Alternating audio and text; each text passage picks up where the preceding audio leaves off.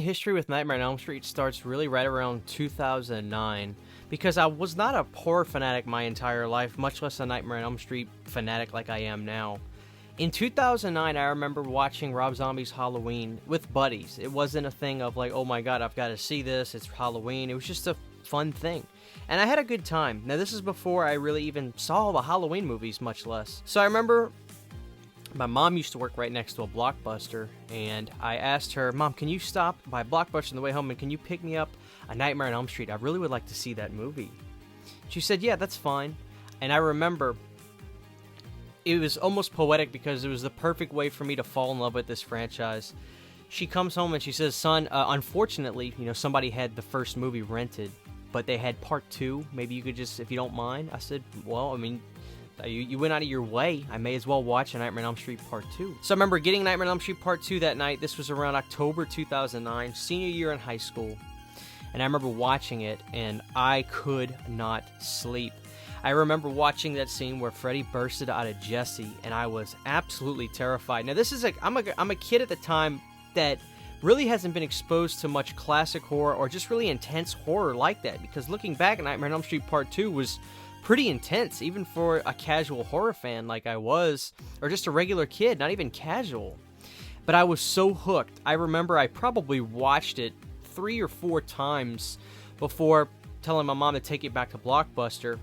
And I remember at first I was like, okay, well, let me try something else. Let me rent a Friday the 13th. And I remember I rented a Friday the 13th, and my mom brought that home to me, and I watched it. And I loved it, but for some reason I craved to watch the rest of the Nightmare on Elm Streets. There was something about it for me that was totally different than anything I had seen at the time. So I remember finally going through each movie and renting them from Blockbuster one at a time and loving every one. I felt like I experienced them the way they were in the 80s. Like, I know I wasn't there, and some people don't like the higher sequels because they are goofy, but I remember I watched 2, and then I watched 1, and then I watched 3, and I think I actually rented 2 again, because I really, really loved it. It was my first Nightmare on Elm Street I saw, and I was so hooked by the way Freddy looked in Part 2, his skull face. As you can see, there's a Part 2 Freddy right there, and he was so evil and menacing. It was the perfect way for me to be introduced to that character. He was so harrowing. It was just horrifying. But watching the original, I saw, oh wow, so this is what Freddy was really all about. He is a dream killer. He's not supposed to, like, invade in your world. So it was trippy. But I remember watching each movie and just really liking the way they went, because I was kind of wanting Freddy to get a little goofy, because it's like, okay, Freddy, now I want to see you. Don't hide behind the shadows, so to speak. And I feel that's the way the majority of people back then kind of liked those movies. They made a lot of money. Needless to say, they could have gotten more serious and maybe still made good movies, but I thought it was really good. Now, watching Dream Warriors was such a great experience because I absolutely love Dream Warriors.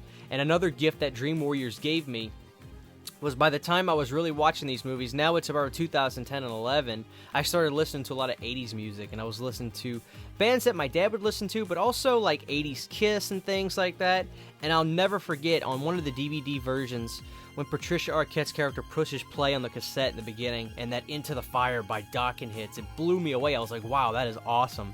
And they gave me the gift of Dokken, and by the end of the movie, I was shocked to know that it was the same band playing the song Dream Warriors, which is a staple in my house. I listen to that song at least once a week. I love Dokken now. So watching Nightmare on Elm Street Part 3 is one of the most... I wish I could experience it for the first time again. It was such a great experience watching a Nightmare on Elm Street Part 3 for the first time. I can never re-experience that movie. So watching 4 and 5. 5 is really interesting for me, guys, because when I would watch 5, I didn't have a real feeling about it one way or the other, but as I've gotten older, I kind of like it more than 4. I love Nightmare on Elm Street Part 4, don't get me wrong, but as I've gotten older, I kind of like the elements of the kid and the mom, what she wants to do, Alice, what she wants to do, and she's gonna fight for her kid. I don't have kids of my own, but I somehow feel like I can relate to that story a little bit more now than 4.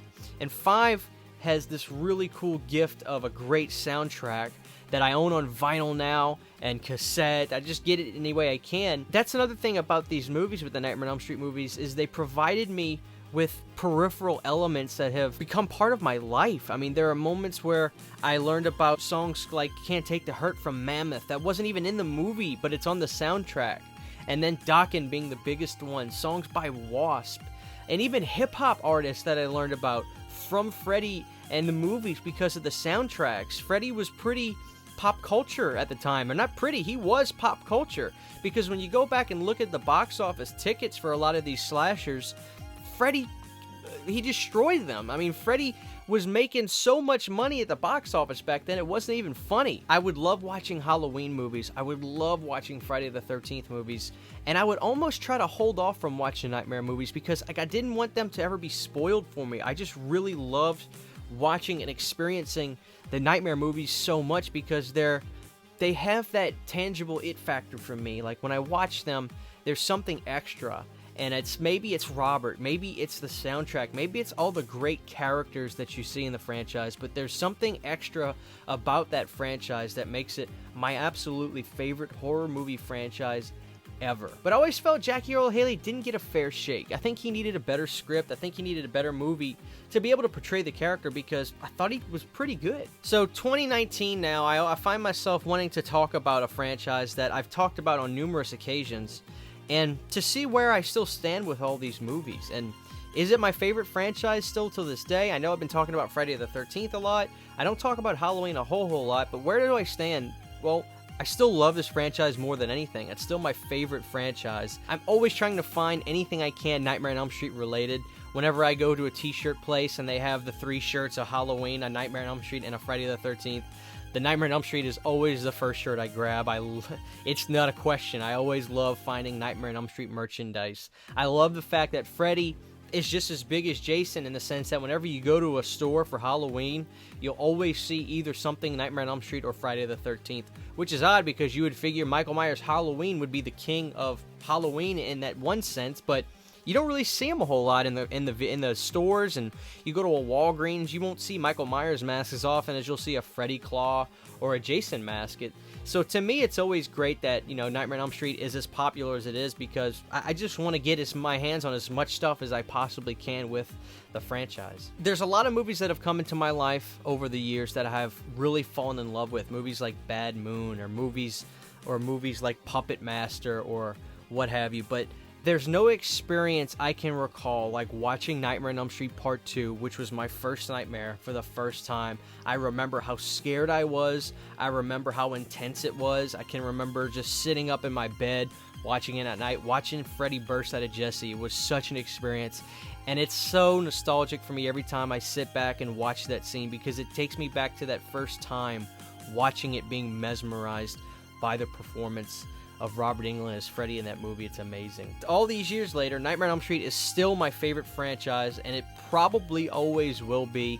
I'll probably be asked to be buried with a Nightmare on Elm Street VHS or something with me, just to take it with me. But I love this franchise, and I just thought it would be a good time to give you my history with these movies and why I love this franchise so much, and the characters and the things they give me, guys. Like, I get these soundtracks, and then I get vinyls from overseas because I love the music from the Goo Goo Dolls and things like that, and it's something I can't get my hands on enough of. The Blu-rays and the DVD sets, and there's never a case of having too much Nightmare on Elm Street stuff. I've got life sizes and busts, and it's a fun franchise to collect for. There's nothing quite like collecting Nightmare on Elm Street stuff, and it's just an amazing horror franchise to me. I love these movies. This is Christian Hanna Horror saying Nightmare on Elm Street is my all-time favorite franchise all these years later, and I would love to know, what is your favorite horror franchise? What is your history, and what was the first time you were exposed to one of the movies of your favorite horror franchise? I'd love to know.